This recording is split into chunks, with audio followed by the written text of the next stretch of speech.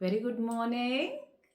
Today is the turn on adjective clauses. आज हम adjective clauses की exercises करेंगे. Let's recall हमने क्या पढ़ा था. ऐसे clauses which act as a या functions as a adjective in a sentence is called adjective clause. मतलब ऐसा clause जो sentence में एडजेक्टिव की जैसा फंक्शन करता है उसे हम एडजेक्टिव क्लॉज कहते हैं. ठीक है. हम उसके बाद हमने पढ़ा था दो तरीके के clause adjective clause, defined adjective clause and non defined adjective clause. Defined clause adjective clause gives क्या स्पेसिफाई करता था noun. Okay, it specifies the noun to which it is attached. Both were closely attached, है ना. मतलब there was no comma और it is ज्यादातर used for spoken English. Okay, या informal जैसे हम कहते हैं. और for example the boy who is wearing red T shirt is my सन. ठीक है. मतलब यहाँ पे बॉय क्या है, सब्जेक्ट है बच्चा. बॉय के बारे में जो बताया जा रहा था, boy who is wearing red T shirt, ये पूरा का पूरा क्लॉज एज एन एडजेक्टिव काम कर रहा है ना. The boy who is wearing red T shirt is my son. Okay, so हम क्या करते हैं, इस एडजेक्टिव क्लॉज को हम यहाँ से ओमिट नहीं कर सकते. अदरवाइज क्या है, सब्जेक्ट आपका सेंटेंस वेग हो जाएगा. एग्जाम मतलब एग्जैक्ट अर्थ नहीं निकलेगा, है ना. नॉन डिफाइनिंग क्लॉज कैसे होते हैं? नॉन डिफाइनिंग क्लॉज ऐसे होते हैं, it is more information about the noun. ठीक है. और देयर इज कॉमा. कॉमा होता है. ओके, एग्जाम्पल, एक बड़ा प्यारा सा एग्जाम्पल हम आपको देते हैं. Dev's father, who lives in Delhi, got promoted. तो देव के फादर जो दिल्ली में रहते हैं उनका प्रमोशन हुआ. ओके, अच्छा, अब Dev's father is a subject. ठीक है. Who lives in Delhi got promoted. Who lives in Delhi अगर हम ओमिट करते हैं, acting as a adjective clause. अगर मैं इस क्लॉज को ही हटा के देखती हूँ सेंटेंस को, Dev's father who lives in Delhi got promoted. अब इसे हटा के देखते हैं. Dev's father got promoted. तो who lives in Delhi अगर हमने हटा दिया इस पूरे के पूरे एडजेक्टिव क्लॉज को, तो भी बहुत कोई फर्क नहीं पड़ा आपके सेंटेंस में. बात स्पष्ट हो गई कि देव के फादर को प्रमोशन मिला. ठीक है. तो इसे हम कहते हैं नॉन डिफाइनिंग रिलेटिव क्लॉज. ये ज्यादातर इट इज रिटन में हम ज्यादा फॉलो करते हैं. We use to put comma after subject and after clause. Okay, और बस ये सारी चीजें हमने पढ़ी थी अच्छे से. नाउ इज द टर्न कि हमें कुछ सेंटेंसेस दिए रहे होंगे और हमको इनको कंबाइन करके एक सेंटेंस बनाना है. I have explained everything about all this, है ना. एडजेक्टिव क्लॉज क्या है, कैसा है. अब हम इसके एक्सरसाइज थोड़ा सा करेंगे. Okay, the first sentence is here is a road, full stop, है ना. this road leads to Ambala. अच्छा, इन दोनों को joint कौन से वर्ड से करना है? that, it's written over here. okay, चलिए बनाते हैं सेंटेंस. एडजेक्टिव नाउन के बारे में जो ज्यादा बताएगा, है ना. एडजेक्टिव, हमें adjective clause. Okay,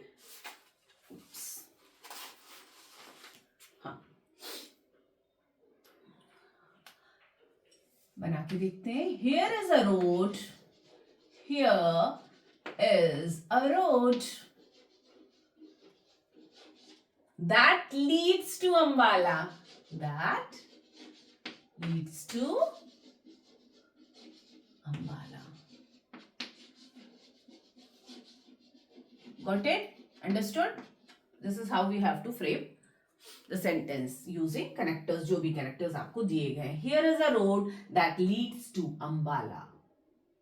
Okay? Fine? Is it clear? Adjective clause.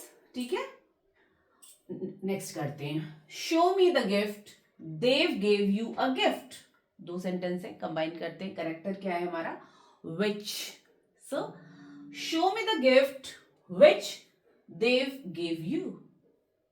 Okay? Show me the gift. Show me the gift. Which connector है? Which they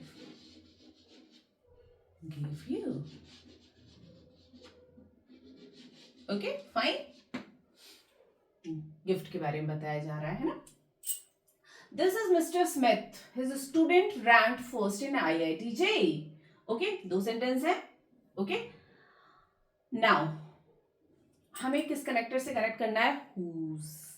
Okay, so what will be the structure of the sentence? This is Mr. Smith whose student ranked first in IIT JEE.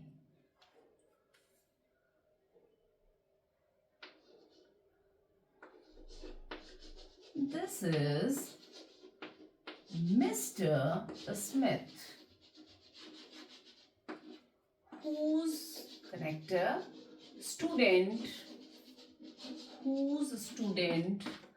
ranked first in IIT JEE. Fine. Full stop is must. Next is a man wrote this novel. Okay. Second sentence is he is coming to inaugurate.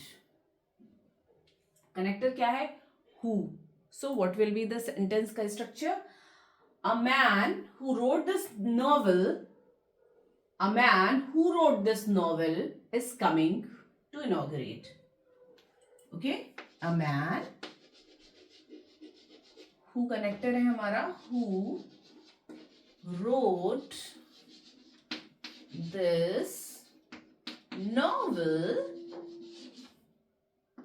is coming. कितना भी sentence है ये? Is coming to inaugurate. Okay. Next is that boy is Ved. First sentence. Second is he broke one of the windows. Connector is who. कैसे frame करेंगे? The boy who broke one of the window. One of the होगा बेटे. One of the window is Ved. The boy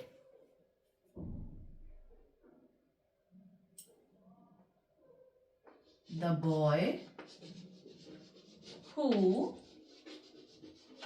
broke one of the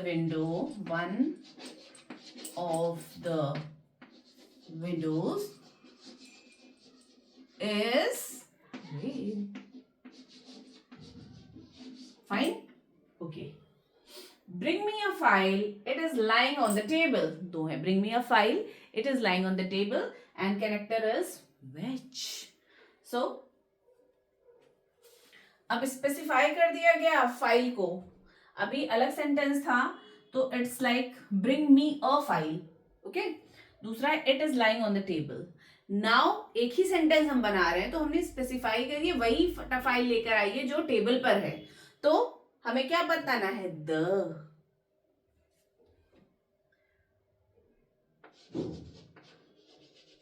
Bring me the file. Definite article. Bring me the file which is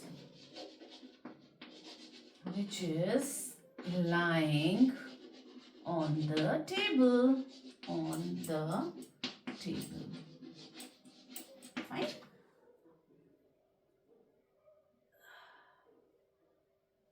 Fine. चलिए. अच्छा ये भी the हो जाएगा है ना. The man who wrote this. Get me the gift. Okay. You put it somewhere. Show me the place. दो sentence हैं. You put it somewhere. Show me the place. This is your homework. Okay. तो इस तरीके से हमें exercises मिलेंगी and हमें sentence frame करने होंगे. ओके. आप बोल के भी देखिए है ना. अगर फॉल्ट होता है ना तो you will come to know yourself only. Okay. चलिए. So this is all about reflective या एडजेक्टिव क्लॉज, रिलेटिव क्लॉज. इसके बाद we will be doing adverb clauses. Okay. So in the next chapter we will be dealing with adverb clauses. अच्छा थोड़ा सा बता दें. adverb clauses के types बहुत सारे हैं बट मेनली हमें पढ़ना क्या है? adverb of time and adverb of manner. Okay, so this is all for today, but still hope you would love the video. But still, if you are having any doubt, please drop your message in the message box. Keep watching, keep tuned. Bye bye. Please take the screenshot.